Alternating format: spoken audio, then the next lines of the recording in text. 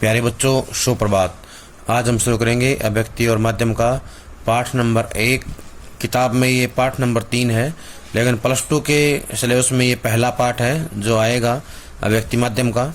तो आज हम ये पढ़ेंगे विभिन्न माध्यमों के लिए लेखन। विभिन्न माध्यमों के लिए लेखन। इस पाठ में जो मुख्य बिंदु है वो है प्रमुख जनसंचार माध्यम, प्रिंट, टीवी, रेडियो और इंटरनेट। इनके बारे में पढ़ा जाएगा। जनसंचार के विभिन्न माध्यमों की खूबियां और खामियां। प्रिंट माध्यम, मुद्रित माध्यम में लेखन के लिए ध्यान रखने योग्य बातें। रेडियो समाचार की संरचना। रेडियो के लिए समाचार लेखन बुनियादी बातें। टेलीविज़न, टीवी खबरों के विभिन्न चरण। रेडियो और टेलीविज़न समाचार की भाषा और शैली। इंटरनेट पत्रकारिता का इतिहास। भारत में इंटरनेट पत्रकारिता, हिंदी नेट संचार। एक नज़र में विभिन्न जनसंचार माध्यमों के लिए लेखन के अलग अलग तरीके हैं, यानी अलग अलग प्रकार से जो है लिखा जाता है। अखबार और पत्र पत्रिकाओं में लिखने की अलग शैली है, जबकि रेडियो और टेलीविज़न के लिए लिखना एक अलग कला है। चूंकि माध्यम अलग अलग हैं, इसलिए उनकी ज़रूरतें भी अलग अलग हैं। विभिन्न माध्यमों के लिए लेखन के अलग अलग तरीकों को समझना बहुत ज़रूरी है। इन माध्यमों के लेखन के लिए बोलने लिखने के अतिरिक्त पाठकों, श्रोताओं और दर्शकों की ज़रूरतों को भी ध्यान में रखा जाता है, यानी कि ज़रूरतों को ध्यान में रखते हैं और उसके बाद जो है लेखन किया जाता है। प्रमुख जनसंचार माध्यम प्रिंट, टीवी, रेडियो और इंटरनेट। उम्मीद है कि आप नियमित रूप से अखबार पढ़ते होंगे। इसके अलावा मनोरंजन या समाचार जानने के लिए टीवी भी देखते होंगे और रेडियो भी सुनते होंगे। संभव है कि आप कभी कभार इंटरनेट पर भी समाचार पढ़ते, सुनते या देखते हों। क्या आपने कभी गौर किया है? गौर होता है ध्यान देना, ध्यान से सुनना, कि संचार या जनसंचार के इन सभी प्रमुख माध्यमों में समाचारों के लेखन और प्रस्तुति में क्या अंतर है। कभी ध्यान से किसी शाम या रात को टीवी और रेडियो पर सिर्फ समाचार सुनिए और मौका मिले तो इंटरनेट पर जाकर उन्हीं समाचारों को फिर से पढ़िए। अगले दिन सुबह अखबार ध्यान से पढ़िए। तब बताइए कि इन सभी माध्यमों में पढ़े, सुने या देखे गए समाचारों की लेखन शैली या भाषा और प्रस्तुति में आपको क्या फ़र्क नज़र आया। उनमें कोई विशेष अंतर है भी या नहीं। निश्चय ही इन सभी माध्यमों में समाचारों की लेखन शैली, भाषा और प्रस्तुति में आपको कई अंतर देखने को मिले होंगे। सबसे सहज और आसानी से नज़र आने वाला अंतर तो यही दिखाई देता है कि जहां अखबार पढ़ने के लिए है, वहीं रेडियो सुनने के लिए और टीवी देखने के लिए ज़्यादा महत्वपूर्ण है। इंटरनेट पर पढ़ने, सुनने और देखने तीनों की ही सुविधा है।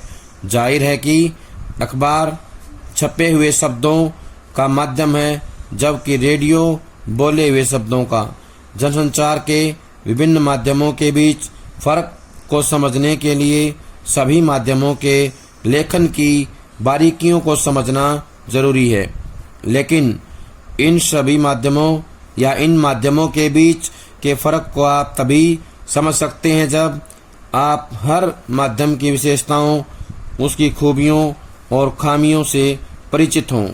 हर माध्यम की अपनी कुछ खूबियां और कुछ खामियां होती हैं। खूबियां होता है अच्छी बातें, खामियां होता है कमियां। खबर लिखने के समय हमें इनका पूरा ध्यान रखना पड़ता है और इन माध्यमों की ज़रूरत को समझना पड़ता है। जनसंचार के विभिन्न माध्यमों की खूबियां और खामियां। जनसंचार के विभिन्न माध्यमों से आपको रोज़ कम या ज़्यादा साबका पड़ता होगा। साबका होता है वास्ता, या व्यवहार में इस्तेमाल करना, प्रयोग करना। यह अरबी का शब्द है साबका, यानी कि किसी का कम या ज़्यादा जो है वास्ता पड़ता होगा। यानी कोई अखबार प्रयोग करता है, कोई जो है टेलीविज़न देखता है, रेडियो सुनता है। अगर आपसे पूछा जाए कि आप इन सभी माध्यमों में सबसे अधिक किसे पसंद करते हैं और क्यों, तो आपका जवाब क्या होगा? शायद आप थोड़ा सोच में पड़ जाएं। आपका उत्तर चाहे जो हो, इतना तय है कि इस सवाल का कोई एक निश्चित जवाब नहीं है। संभव है आपको टीवी ज़्यादा पसंद हो और आपके दोस्त को रेडियो। आपका दोस्त रेडियो अपने पढ़ने के कमरे में फुर्सत से या कुछ और काम करते सुनता हो। कहने का आशय यह है कि हर व्यक्ति की अपनी अपनी पसंद होती है। किसी को रेडियो पर समाचार सुनना अच्छा लगता है, किसी को टीवी जो है ज़्यादा पसंद है, किसी को इंटरनेट पसंद है और किसी को अखबार पसंद है। तो सबकी रुचि के अनुसार हर माध्यम का प्रयोग जो है अलग अलग करने का जो है उसका व्यवहार होता है, उसको प्रयोग करने का अपना एक तरीका होता है। इसे ही बोलते हैं संचार का सदुपयोग। इसी तरह आपके किसी और साथी को पढ़ना बहुत पसंद हो और उसके फुर्सत के क्षण अखबार और पत्रिकाओं के साथ गुजरते हों, जबकि आपका कोई अन्य दोस्त इंटरनेट पर चैटिंग करते या कुछ और पढ़ते या देखते हुए उसी से चिपके रहना पसंद करता हो। जाहिर है सबकी अपनी अपनी पसंद है, लेकिन सबकी पसंद के पीछे कुछ कारण जरूर हैं। आप या आपके अन्य दोस्त अलग अलग जनसंचार माध्यमों को इसलिए अधिक पसंद करते हैं क्योंकि उनकी विशेषताएं या खूबियां आपकी या आपके अन्य दोस्तों के मिजाज, रुचियों, ज़रूरतों और पहुंच के अनुकूल हैं। स्पष्ट है कि हम सब अपनी अपनी रुचियों, ज़रूरतों और स्वभाव के मुताबिक यानी के अनुसार माध्यम चुनते और उनका इस्तेमाल करते हैं, प्रयोग करते हैं।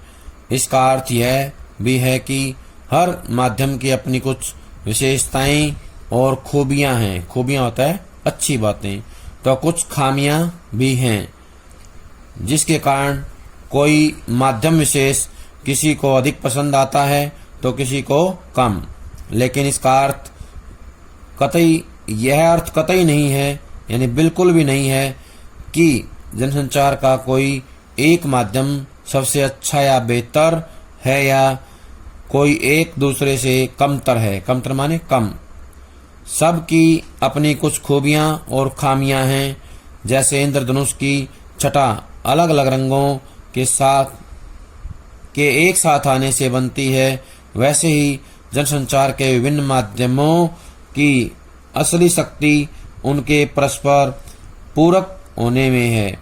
जनसंचार के विभिन्न माध्यमों के बीच फर्क चाहे जितना हो, लेकिन वे आपस में प्रतिद्वंद्वी नहीं बल्कि एक दूसरे के पूरक और सहयोगी हैं। कहने की जरूरत नहीं है कि अखबार में समाचार पढ़ने और रुककर उस पर सोचने में एक अलग तरह की संतुष्टि मिलती है, जबकि टीवी पर घटनाओं की तस्वीरें देखकर उसकी जीवंतता का एहसास होता है। इस तरह का रोमांच अखबार या इंटरनेट पर नहीं मिल सकता। इसी तरह रेडियो पर खबरें सुनते हुए आप जितना उन्मुक्त होते हैं, उन्मुक्त मतलब स्वतंत्र, आज़ाद, उतना किसी और माध्यम में संभव नहीं है। उधर इंटरनेट अंतरक्रियात्मक इंटरैक्टिविटी और सूचनाओं के विशाल भंडार का अद्भुत माध्यम है। बस एक बटन दबाइए और सूचनाओं के अथाह संसार में पहुंच जाइए। जिस भी विषय पर आप जानना चाहें, इंटरनेट के जरिए वहां पहुंच सकते हैं। ये सभी माध्यम हमारी अलग अलग ज़रूरतों को पूरा करते हैं और इन सभी की हमारे दैनिक जीवन में कुछ न कुछ उपयोगिता है। यही कारण है कि अलग अलग माध्यम होने के बावजूद इनमें से कोई समाप्त नहीं हुआ और इन सभी माध्यमों का लगातार विस्तार और विकास हो रहा है, यानी कि उनका और ज़्यादा फैलाव हो रहा है। आइए अब इन सभी माध्यमों की अलग अलग खूबियों और खामियों को समझने की कोशिश करें। प्रिंट माध्यम। प्रिंट यानी मुद्रित माध्यम जनसंचार के आधुनिक माध्यमों में सबसे पुराना है। असल में आधुनिक युग की शुरुआत ही मुद्रण यानी छपाई के आविष्कार से हुई। हालांकि मुद्रण की शुरुआत चीन से हुई, लेकिन आज हम जिस छापेखाने को देखते हैं इसके आविष्कारक का श्रेय या आविष्कार का जो श्रेय है जर्मनी के गुटेनबर्ग को जाता है। अब यहाँ पे प्रश्न कई बार आ चुके हैं।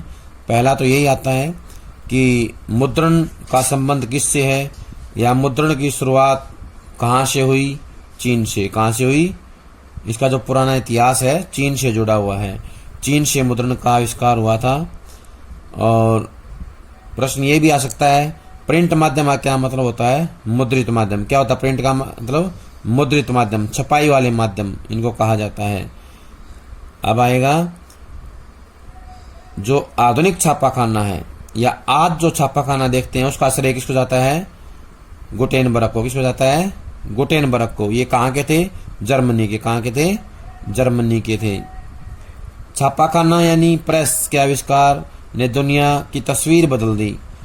यूरोप में पुनर्जागरण रेनेसां की शुरुआत में छापेखाने की अहम भूमिका थी।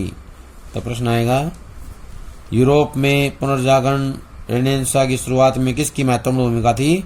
छापेखाने। किसकी थी? छापेखाने की अहम भूमिका थी। भारत में पहला छापाखाना सन 1556 में गोवा में खुला। तो यहाँ से प्रश्न आएगा भारत में पहला छापाखाना कब खुला? तो बताएंगे गोवा में 1556 में। कब खुला? गोवा में 1556 में। अलग से पूछता है कहाँ खुला? तो बताएंगे गोवा में। कहाँ खुला? गोवा में।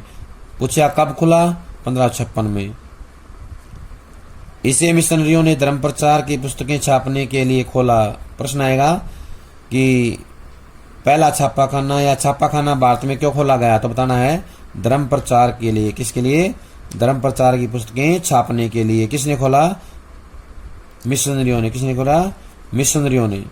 इसे मिशनरियों ने धर्म प्रचार की पुस्तकें छापने के लिए खोला था। तब से अब तक मुद्रण तकनीक में काफी बदलाव आया है और मुद्रित माध्यमों का व्यापक विस्तार हुआ है, यानी कि बहुत अधिक फैलाव हुआ है। मुद्रित माध्यमों के तहत अखबार, पत्रिकाएं, पुस्तकें आदि हैं। प्रश्न आएगा यहाँ पर मुद्रित माध्यमों के नाम बताइए। तो बताना है अखबार, पत्रिकाएं, पाठ्य पुस्तकें और धार्मिक पुस्तकें, ये सब इसमें आता है। हमारे दैनिक जीवन में इनका कितना महत्व है यह दोहराने की जरूरत नहीं है, इसे बार बार बताने की आवश्यकता नहीं है। मुद्रित माध्यमों की सबसे बड़ी विशेषता या शक्ति यह है कि छपे हुए शब्दों में स्थायित्व होता है। उसे आप आराम से और धीरे धीरे पढ़ सकते हैं। पढ़ते हुए उस समय पर सोच सकते हैं। अगर कोई बात समझ में नहीं आई तो उसे दोबारा या जितनी बार इच्छा करे उतनी बार पढ़ सकते हैं। यही नहीं, अगर आप अखबार या पत्रिका पढ़ रहे हो तो आप अपनी पसंद के अनुसार किसी भी पृष्ठ और उस पर प्रकाशित किसी भी समाचार या रिपोर्ट से पढ़ने की शुरुआत कर सकते हैं। ऐसी कोई बाध्यता नहीं है कि आप अखबार पहले पृष्ठ और पहली खबर से पढ़ना शुरू करें। साथ ही मुद्रित माध्यमों के स्थायित्व का एक लाभ यह भी है कि आप उन्हें लंबे समय तक सुरक्षित रख सकते हैं और उसे संदर्भ की तरह इस्तेमाल कर सकते हैं। मुद्रित माध्यमों की दूसरी बड़ी विशेषता यह है कि लिखित भाषा का विस्तार होता है। जाहिर है कि इसमें लिखित भाषा की सभी विशेषताएं शामिल हैं। लिखित और मौखिक, यानी कि लिखित होता है लिखाई यानी कि लिखे गए, मौखिक होता है बोलना। मौखिक भाषा में सबसे बड़ा अंतर यह है कि लिखित भाषा अनुशासन की मांग करती है। बोलने में एक स्वतः स्फूर्तता होती है, लेकिन लिखने में आपको भाषा, व्याकरण, वर्तनी और शब्दों के उपयुक्त इस्तेमाल का ध्यान रखना पड़ता है। स्वतः स्फूर्तता होता है अपने आप, एक प्रवाहमयता, एक जो है फ्लुएंसी होती है, अपने आप बन जाती है, तो उसे बोलते हैं स्वतः स्फूर्तता। अपने आप एक तेजी आ जाती है, वो बोलने में होती है। लेकिन लिखने में बहुत सारी ऐसी चीजें होती हैं जिनका हमें ध्यान रखना पड़ता है, जैसे भाषा, व्याकरण, वर्तनी और शब्दों का जो उपयुक्त इस्तेमाल करना, हमें जो इन सब चीजों का ध्यान रखना पड़ता है। और ये जो चित्र दिया गया है, इस चित्र में जो है लेखन से छपने तक की जो सारी प्रक्रिया दिखाई गई है। कैसे लिखा जाएगा, कैसे अखबार छपेगा, ये प्रिंटिंग प्रेस का जो है नमूना दिखाया गया है। यहाँ पर अखबारों के अलग अलग जो है कोलाज बनाए गए हैं। वर्तमान समाचार पत्रों का एक कोलाज है, जैसे जनसत्ता है, दैनिक जागरण है, हिंदुस्तान टाइम्स है, इसके बाद हमारा दैनिक भास्कर भी मिलेगा। तो ये अलग अलग प्रकार के अखबार हैं जो आजकल चल रहे हैं, तो उनके उदाहरण दिए हैं। अखबारों में कैसे जो है छापा जाता है, पहले पेज पे क्या आता है, ये सारी बातें दिखाई गई हैं। यही नहीं, अगर लिखे हुए को प्रकाशित होना है यानी काफी लोगों तक पहुंचना है, तो आपको एक प्रचलित भाषा में लिखना पड़ता है ताकि उसे अधिक से अधिक लोग समझ पाएं। प्रचलित होता है आम बोलचाल की भाषा में, जो लोगों की समझ में जल्दी से आ जाए।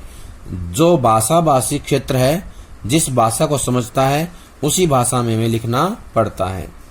मुद्रित माध्यमों में तीसरी विशेषता यह है कि यह चिंतन, विचार और विश्लेषण का माध्यम है। इस माध्यम में आप गंभीर और गूढ़ बातें लिख सकते हैं, क्योंकि पाठक के पास न सिर्फ पढ़ने, समझने और सोचने का समय होता है, बल्कि उसकी योग्यता भी होती है। असल में मुद्रित माध्यमों का पाठक वही हो सकता है जो साक्षर हो। साक्षर होता है जो पढ़ा लिखा है, जिसको ज्ञान है, और जिसने औपचारिक या अनौपचारिक शिक्षा के जरिए एक विशेष स्तर की योग्यता भी हासिल की हो।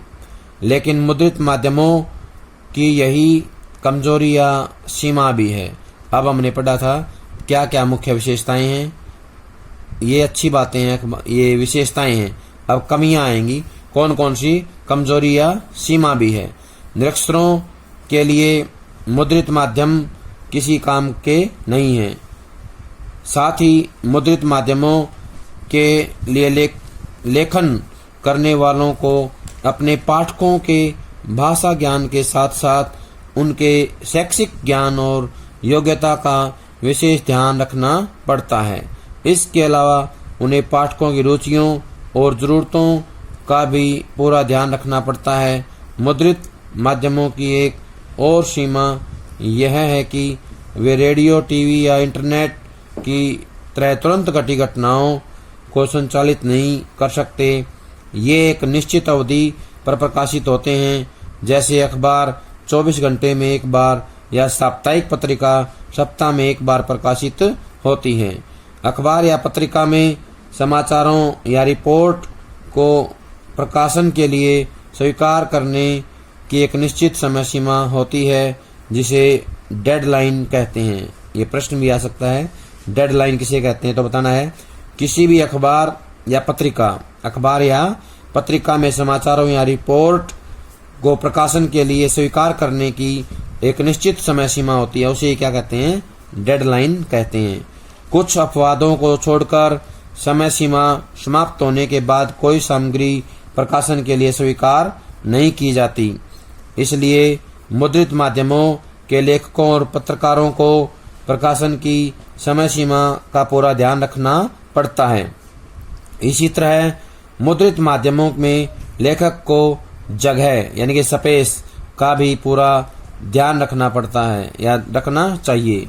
जैसे किसी अखबार या पत्रिका के संपादक ने अगर आपको 250 शब्दों में रिपोर्ट या फीचर लिखने को कहा है तो आपको उस शब्द सीमा का ध्यान रखना पड़ेगा।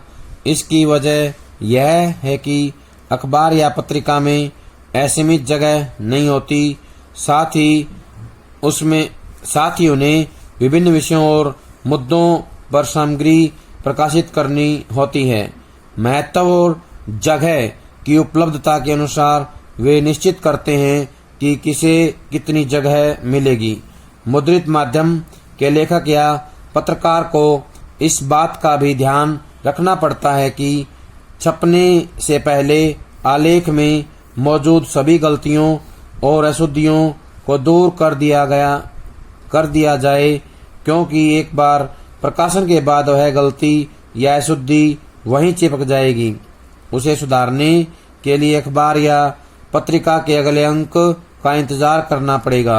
यही कारण है कि अखबार या पत्रिका में यथासंभव कोशिश की जाती है कि कोई गलती या अशुद्धि न छप जाए। इसके लिए अखबार या पत्रिकाओं में संपादक के साथ एक पूरी संपादकीय टीम होती है, जिसकी मुख्य जिम्मेदारी प्रकाशन के लिए जा रही सामग्री से गलतियों और अशुद्धियों को हटा कर उसे प्रकाशन योग्य बनाना है। कहने का आशय है कि जो भी लेखन सामग्री है या जो भी प्रकाशन के लिए सामग्री आई है उसमें कोई अशुद्धि ना रहे, इसका विशेष ध्यान रखना पड़ता है और उसके लिए एक संपादकीय टीम भी होती है। मुद्रित माध्यमों में लेखन के लिए ध्यान देने योग्य बातें, ऐसी कौन सी बातें हैं जिनका हमें ध्यान रखना है?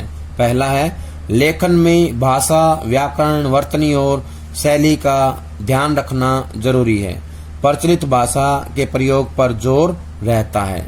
नंबर 2, समय सीमा और आवंटित जगह के अनुशासन का पालन करना हर हाल में जरूरी है। आवंटित होता है दी गई या विभाजित कर दी गई। जो समय सीमा और जगह बांट दी गई है, विभाजित कर दी गई है कि इस समाचार के लिए इतनी जगह है, इस समाचार के लिए इतनी जगह है, तो उसी के नियम का पालन करते हुए हमें जो है लिखना होगा। उसका ध्यान रखना बहुत जरूरी है। जगह और समय का ध्यान रखना जरूरी है। नंबर 3, लेखन और प्रकाशन के बीच गलतियों और अशुद्धियों को ठीक करना जरूरी है। अगला है, लेखन में सहज प्रवाह के लिए तारतम्यता बनाए रखना जरूरी है। तारतम्यता होनी चाहिए, यानी कि प्रवाहमयता, फ्लुएंसी के साथ साथ जो है तारतम्यता होनी चाहिए, तालमेल होना चाहिए शब्दों के बीच में, तभी जो है हमारा लेखन सार्थक होगा। प्यारे बच्चों, ये था हमारा पाठ विभिन्न माध्यमों के लिए लेखन का पहला पार्ट। इसको सभी ध्यान से सुनेंगे, पढ़ेंगे और यहाँ से जुड़े हुए सभी प्रश्न जो है अपनी कॉपी में लिख लेंगे और उनको याद करेंगे। जब तक अगली वीडियो नहीं आती है तब तक ये सारा काम पूरा कर लें। सभी का बहुत बहुत धन्यवाद।